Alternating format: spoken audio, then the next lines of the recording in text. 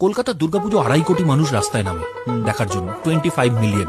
যে কোনো লোককে বলো, দেশে বিদেশের বিভিন্ন প্রান্তে রয়েছে, দেশের জনসংখ্যাই অত নয়। এবং কলকাতা দুর্গাপুজো একমাত্র আর্ট ফেস্টিভ্যাল সারা পৃথিবীতে, দায়িত্ব নিয়ে বলছি, আন্ডারলাইন করে দিচ্ছে, যেটা ইজ প্ল্যানিং করা হয়েছে বা দেখানো হয় only for the night viewing. সারা রাত ধরে তুমি আর্ট ফেস্টিভ্যাল দেখো, দুর্গাপুজো আর্ট দেখো। সারা পৃথিবীতে কোথাও নাইট ভিউইং আর্ট ফেস্টিভ্যাল সারা পৃথিবীতে কোথাও নেই। আমরা ছোটবেলা থেকে কি বলি, রাত জেগে ঠাকুর দেখবো। তা রাত জেগে ঠাকুর যে দেখবো, রাত জেগে ঠাকুরটা দেখবো কেন? তার তো নিশ্চয়ই কোনো কারণ ছিল। এমনি এমনি তো রাত জেগে সবাই ঠাকুর দেখেনি। আমরা যখন গিয়ে কোথাও গেলে বলি, বলছেন কি সারা রাত ধরে? ইয়েস, আমরা শুরু করি সন্ধ্যে 6টায়, দেখি হচ্ছে গিয়ে ভোর 5টা পর্যন্ত। কেন? বিকজ ওই যে ধরনের ইনস্টলেশন হয় ম্যাজিক লাইটে, তার একটা অন্য মাধুর্য আছে।